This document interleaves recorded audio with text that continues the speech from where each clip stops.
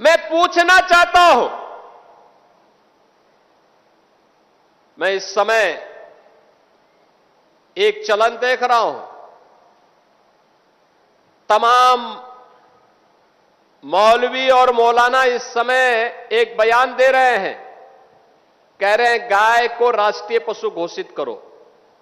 अबे हमने कहा कि गौ हमारी माता है, जन्म जन्मांतर का नाता है।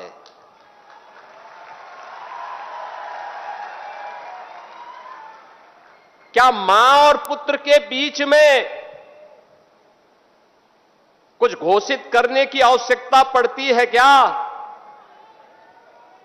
क्या किसी पुत्र को बताने की आवश्यकता पड़ती है कि तुम्हारी मां है, इसका सम्मान करो? ये हमारे संस्कार हैं। हमने अपनी मां के बारे में जो सम्मान का भाव रखते हैं वह भी, और हमने गाय को माता माना है, तो गाय तो हमारे लिए माता है, वह पशु नहीं। पशु तुम्हारी बुद्धि है जो तुम हमारी गौ माता को पशु बोलते हो।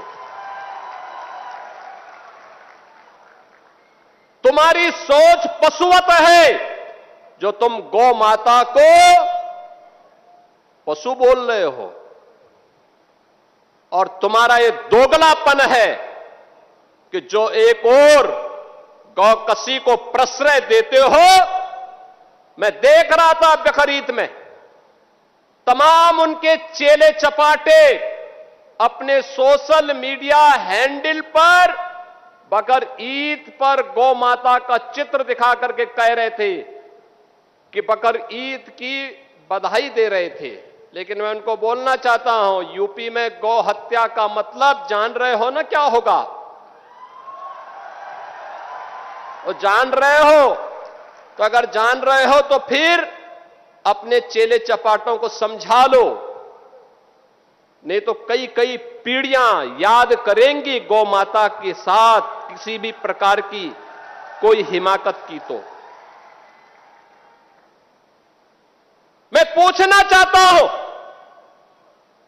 ये वही लोग हैं जो हमारी गौ माता को कह रहे हैं कि राष्ट्रीय पशु नहीं। अरे गौ माता तो स्वघोषित राष्ट्र माता है, उसको किसी को राष्ट्र माता घोषित करने की आवश्यकता नहीं।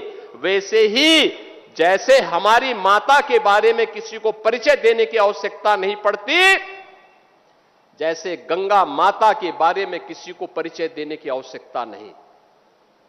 हम सब गंगा माता की आरती करते हैं, गंगा पूजा करते हैं, अपने साथ गंगा पुत्र जोड़ करके अपने को सम्मानित महसूस करते हैं। हमारे तीर्थ मां गंगा के तट पर हैं, हमारे सारे संस्कार मां गंगा के तट पर संपन्न होते हैं। क्या कोई हमें बताएगा कि गंगा हमारी माता है? ये स्वतः स्फूर्त घोषित है, किसी आक्रांता कोई बताने की आवश्यकता नहीं। ये हमारे संस्कार हैं। हमने गौ को माता माना है, हमने गंगा को माता माना है,